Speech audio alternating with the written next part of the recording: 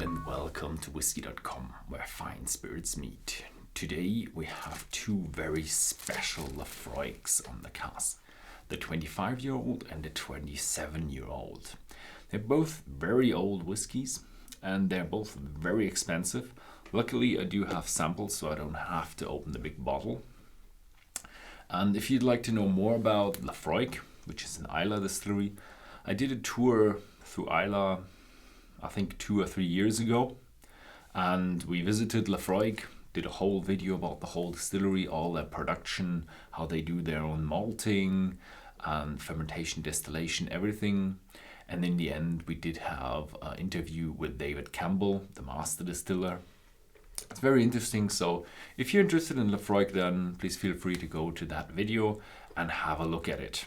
So I will not go into detail about the distillery, so more about what's inside. Today is the 25-year-old, and let's have a look what we got here. There are some notes. Okay, the 25-year-old. It's a cask strength. That means 48.9% ABV, which would be nearly 100 proof, like 99 proof, 98 proof, something like that. And so quite strong whiskey, but after 25 years you do get lower cask strength because the alcohol evaporates faster than the water on Islay. It's a combination of sherry and oak aromas, it says here, because the whiskey was matured in American white oak bourbon casks. And then you also do have the Oloroso sherry casks made of European oak. So the European oak is a bit spicier, and the Oloroso is also not spicier, but it has a kind of a nuttiness and also a fruitiness. So we do expect a nice, smoky, sweet, fruity, spicy whiskey. So it's all in there, so it should be a really well balanced whiskey. Ooh, smokiness is intense. But it's a smokiness with some sweetness in there. Definitely that medicinal smokiness, that seaweed flavor, that maritime flavor, these phenolic flavors. But with a light fruitiness combined with a good amount of sweetness and vanilla. Some vanilla. The smokiness is definitely a dominant one.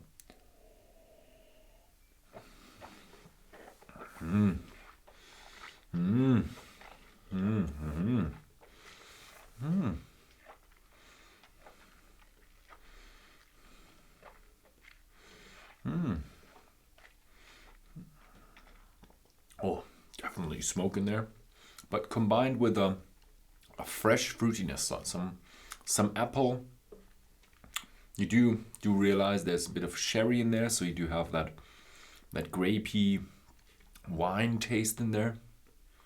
And now in the end, just fades out into light smoke. Bit of ash, bit dry, but it's pretty balanced. Smoke is a bit intense for a very well-rounded. So if you like the smoke, then this will be a delicious whiskey for you.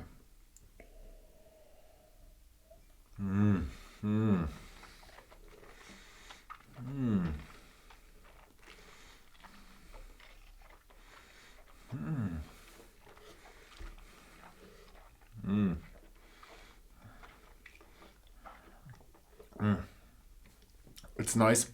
The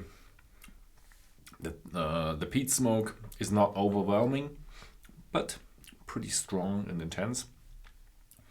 It just forms into that whiskey with a sweetness, fruitiness. I do miss a bit of the the bitterness and the spiciness of the European oak. In terms of bitterness and spiciness, I don't find any. But I like it.